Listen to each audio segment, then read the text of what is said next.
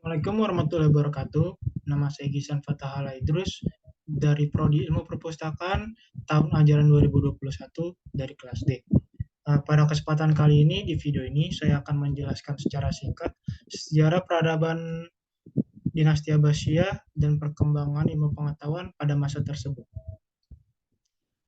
Baik, dinasti Abbasiyah berkuasa selama 5 abad, yaitu tahun 132 hingga 656 atau 750 hingga 1258 Masehi, menggantikan Daulah Umayyah yang telah berkuasa selama 92 tahun.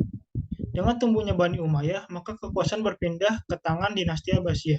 Dinamakan dinasti Abbasiyah dinisbahkan kepada paman Nabi Muhammad SAW, Abbas bin Abdul Muthalib, karena para pendiri dan khalifahnya merupakan keturunan darinya.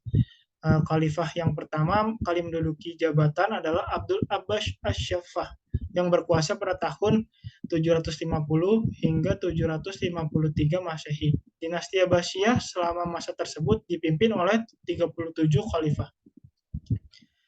Khalifah yang terakhir adalah Al-Mu'tazim yang berkuasa pada tahun 124 Hijriah atau 1258 Masehi dan mati terbunuh oleh pasukan Mongol pimpinan Hulagu Khan. Hulagu Khan ini adalah cucu dari Genghis Khan. Khalifah-khalifah besar pada masa dinasti Abbasiyah adalah Abu Abbas As-Saffah, Abu Ja'far Al-Mansur, Harun Al-Rashid Al-Makmum, Al-Mu'tazim, dan Al-Watsiq. Mereka adalah para khalifah yang telah mengantarkan ke puncak masa kejayaan dan keemasan daulah dinasti Abbasiyah. Setelah itu, hampir tidak ada khalifah yang besar lagi. Hal ini dikarenakan mereka lebih banyak disibukkan dengan hal duniawi dan saling berebut kekuasaan. Selama berkuasa, dinasti Abbasiyah mengalami masa kejayaannya, mulai dari berdirinya hingga sampai pada masa pemerintahan Khalifah Al-Watsiq bilah tahun 232 Hijriah. Masa tersebut merupakan masa yang gemilang, bahkan dapat dikatakan masa keemasan dan kejayaan bagi umat Islam hampir di segala bidang, terutama bidang keilmuan, dan menjadi pusat peradaban dunia. Dalam aktivitas pemerintahannya, dinasti Abbasiyah mengambil pusat kegiatan di kota Baghdad dan sekaligus dijadikan sebagai ibu kota negara, dan disinilah segala kegiatan baik politik, sosial, ekonomi, kekuasaan, pengetahuan, kebudayaan, dan lain-lain dijalankan. Kota Baghdad dijadikan sebagai kota pintu terbuka. Artinya siapapun boleh memasuki dan tinggal di kota tersebut. Akibatnya bangsa yang menganut berbagai agama dan keyakinan diizinkan bermukim di dalamnya. Baghdad pun menjadi kota internasional yang sangat ramai dan di dalamnya berkumpul berbagai unsur seperti Arab, Turki, Persia, Romawi, Kipti, dan sebagainya. Lalu masuk pada perkembangan ilmu pengetahuan pada masa tersebut. Pada masa dinasti Abbasiyah, kehidupan peradaban Islam sangat maju, sehingga pada masa itu dikatakan sebagai zaman keemasan Islam. Kaum muslimin telah menggapai puncak kemuliaan dan kekayaan, baik itu di bidang kekuasaan, politik, ekonomi, dan terlebih lagi dalam bidang kebudayaan dan ilmu pengetahuan. Baik pengetahuan tentang ilmu agama, dan juga ilmu pengetahuan yang membuat mereka mengalami kemajuan yang pesat. Berbagai ilmu telah lahir pada masa zaman tersebut. Hal ini dikarenakan sebagai berikut: berbagai macam penelitian dan kajian tentang ilmu pengetahuan telah dilakukan oleh para kaum muslimin itu sendiri. Kegiatan penerjemahan buku berbahasa asing seperti Yunani, Mesir, Persia, India, dan lain-lain ke dalam bahasa Arab dengan sangat gencar ini berperan sangat besar, karena dengan menerjemahkan buku-buku ini itu membuat mereka memahami ilmu-ilmu yang ada di dalamnya. Dan buku-buku yang diterjemahkan itu diantara lain adalah buku dalam ilmu kedokteran, kimia, ilmu alam, logika, filsafat, aljabar, ilmu falak, matematika, seni, dan lain-lain. Penerjemahan dan penelitian tersebut pada umumnya dilaksanakan pada masa kekhalifahan Abu Ja'far, Harun Ar-Rasyid, Al-Makmun, dan Mahdi. Khalifah Harun Ar-Rasyid sangat concern dalam menunjukkan pengetahuan tersebut. Beliau mendirikan lembaga ilmu pengetahuan yang diberi nama Baitul Hikmah sebagai pusat penerjemah, penelitian, dan pengkaji ilmu perpustakaan, serta lembaga pendidikan. Buah dari penelitian tersebut, kaum muslim dapat mempelajari berbagai ilmu dalam bahasa Arab, dan hasilnya bermunculan sarjana-sarjana besar muslim dari berbagai disiplin ilmu yang sangat terkenal juga ulama-ulama besar yang sangat tersohor seperti halnya Imam Abu Hanafi, Imam Malik, Imam Syafi'i, Imam Hambali, Imam Bukhari, dan Imam Muslim. Ilmu pengetahuan dipandang sebagai sesuatu yang sangat penting dan mulia. Para khalifah dan pembesar lainnya membuka peluang sebesar-besarnya untuk kemajuan dan perkembangan ilmu pengetahuan. Para khalifah sendiri pada umumnya adalah ulama-ulama yang mencintai ilmu, menghormati para sarjana, dan memuliakan para pujangga. Mereka sungguh menjunjung tinggi ilmu pengetahuan. Mereka menerapkan substansi dari mempraktikkan syariat Islam, bahwa tinggi rendahnya derajat dan martabat seseorang tergantung pada banyak sedikitnya pengetahuan yang ia miliki di samping ketakwaannya kepada Allah Subhanahu wa taala. Bahkan Allah Subhanahu wa taala berfirman dalam Quran surat Al-Mujadalah ayat 11, artinya niscaya Allah akan mengangkat derajat orang-orang yang beriman di antaramu dan orang-orang yang diberimu ilmu beberapa derajat.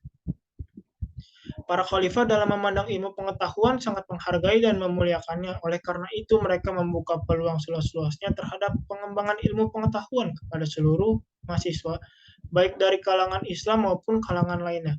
Para khalifah sendiri pada umumnya seorang ulama yang mencintai ilmu, menghormati sarjana dan pujangga, kebebasan berpikir sangat dijunjung tinggi.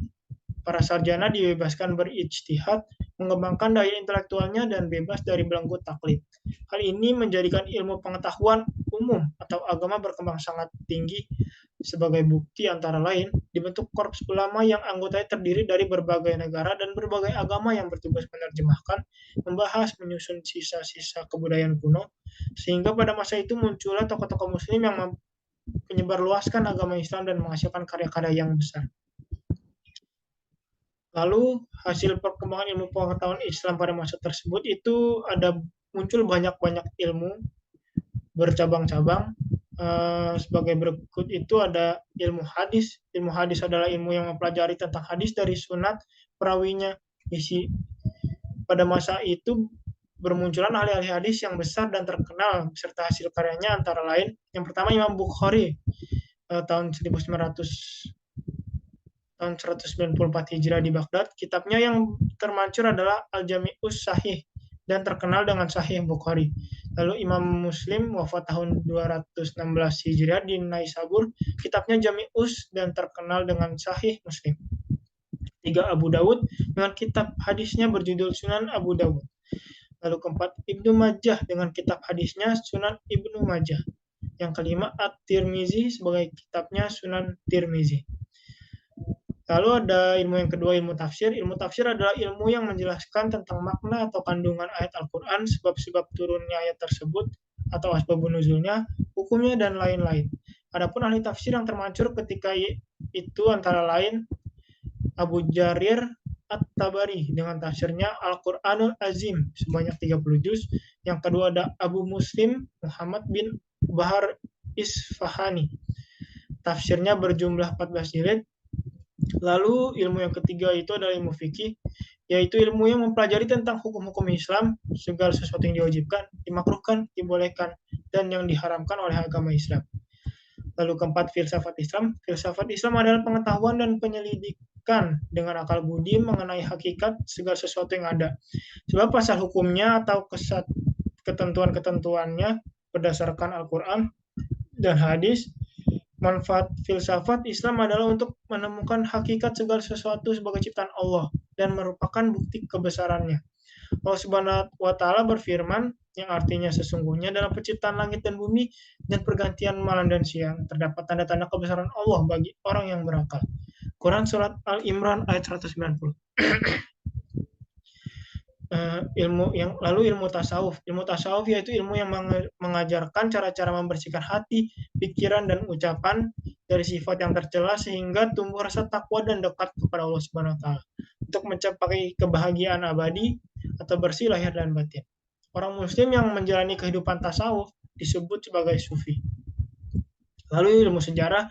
Sejarah ialah ilmu yang mempelajari tentang berbagai peristiwa masa lampau yang meliputi waktu dan tempat peristiwa itu terjadi, pelakunya, peristiwanya, dan disusun secara sistematis. Dengan mempelajari sejarah, seseorang dapat mengambil pelajaran, manfaat, dan hikmahnya dari peristiwa tersebut. Allah Subhanahu wa taala berfirman dalam surah Yusuf ayat 111 yang artinya sungguh pada kisah-kisah mereka itu terdapat pengajaran bagi orang yang mempunyai akal. Lalu kedokteran. Pada masa dinasti Abbasiyah, kedokteran mengalami perkembangan dan kemajuan, khususnya tak kala pemerintahan Harun al-Rashid dan khalifah-khalifah besar sesudahnya. Pada waktu itu, sekolah-sekolah tinggi kedokteran didirikan sehingga banyak mencetak sarjana kedokteran. Lalu ilmu matematika, para tokohnya yang terkenal itu Al-Khawarizmi, beliau telah menyusun buku aljabar dan menemukan angka 0. Angka 1 sampai 9 berasal dari Hindu yang telah dikembangkan oleh umat Islam. Lalu kedua, Umar Khayyam. Buku karyanya adalah Treatise on Algebra. Dan buku ini telah diterjemahkan ke dalam bahasa Prancis. Lalu ilmu yang terakhir adalah ilmu astronomi. Astronomi adalah ilmu yang mempelajari perjalanan matahari, bumi, bulan, dan bintang-bintang, serta planet-planet lainnya. Tokoh-tokohnya di antara lain itu adalah Abu Mansur al-Falaki, Jabir al-Batani. Beliau pencipta alat teropong bintang yang pertama. Lalu ada ilmuwan atau tokoh-tokoh Islam pada masa dinasti Abbasiyah, selain yang saya sebutkan itu. Untuk ahli filsafat Islam, ada Al-Kindi, terkenal dengan sebutan filosof Arab. Beliau menerjemahkan buku-buku asing ke dalam bahasa Arab, bermacam-macam ilmu telah dikajinya, terutama filsafat. Al-Kindi bukan hanya filosof, tapi juga ahli ilmu matematika, astronomi, farmakologi, dan sebagainya. Lalu ada Al-Farabi. Beliau menerjemahkan buku-buku asing ke dalam bahasa Arab. Al-Farabi banyak menulis buku mengenai logika, matematika, fisika, metafisika, kimia, etika, dan sebagainya. Filsafatnya mengenai logika antara lain di dalam bukunya Syakh Kitab Al-Ibarah li Aristo. Menjelaskan logika adalah ilmu tentang pedoman yang dapat menegakkan pikiran dan dapat menunjukkannya kepada kebenaran. Dia diberi gelar guru besar kedua setelah Aristoteles yang menjadi guru besar pertama. Buah karyanya banyak diterjemahkan ke dalam bahasa Eropa. Lalu ada Ibnu Sina. Di Eropa dikenal dengan Avicenna. Sejak kecil ia telah belajar bahasa Arab, geometri, fisika, logika, teolog Islam, ilmu-ilmu kedokteran, dan Islam. Beliau seorang dokter di kota Hamazan, Persia yang aktif mengadakan penelitian tentang berbagai macam jenis penyakit. Beliau juga terkenal dengan idenya mengenai faham serba wujud atau wahdatul wujud, juga ahli fisika dan ahli jiwa. Pada usia 17 tahun, ia sangat terkenal. Karangan beliau Ibnu Sina berjumlah lebih dari ratusan buku yang terkenal antara lain Ashifa. Buku ini adalah buku filsafat terdiri atas 4 bagian, yaitu logika, fisika, metafisika, dan matematika. Lalu yang kedua, Al-Qanun atau Canon of Medicine. Menurut penyebutan orang Barat, buku ini pernah diterjemahkan ke dalam bahasa Latin dan pernah menjadi buku standar untuk universitas-universitas Eropa sampai akhir abad ke-17. Lalu selanjutnya ada Ibnu Rushd. Dilahirkan di Cordova pada tahun 250 Hijriah dan meninggal dunia tahun 675 Hijriah. Dia dikenal di Eropa dengan nama Averroes. Dia adalah ahli fisika yang dikenal dengan sebutan Bapak Rasionalisme. Dia juga ahli ilmu hayat, ilmu fisika, ilmu falak, ilmu akhlak, dan juga ilmu kedokteran. Ilmu fikih, karyanya antara lain Fasul Maqal Firma Baina al-Hikmati Wasyariat Minal Ittisal. Lalu Bidayatul Mujtahid, dan ketiga Tahafut, dan yang keempat fikih.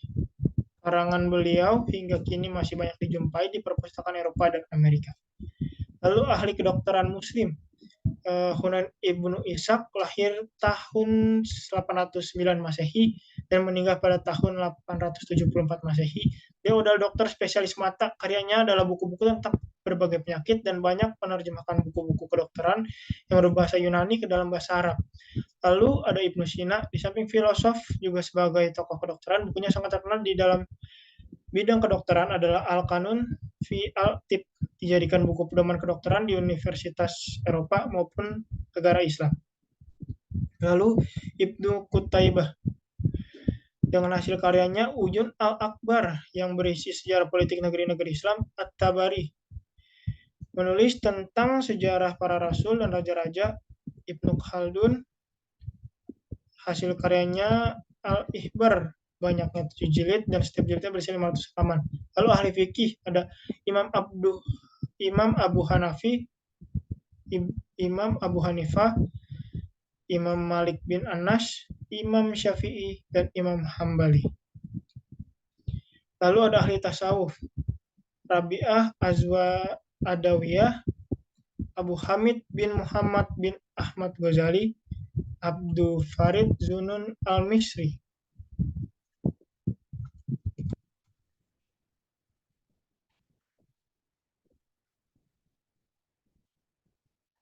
Baik, seperti itulah sejarah singkat yang dapat saya sampaikan.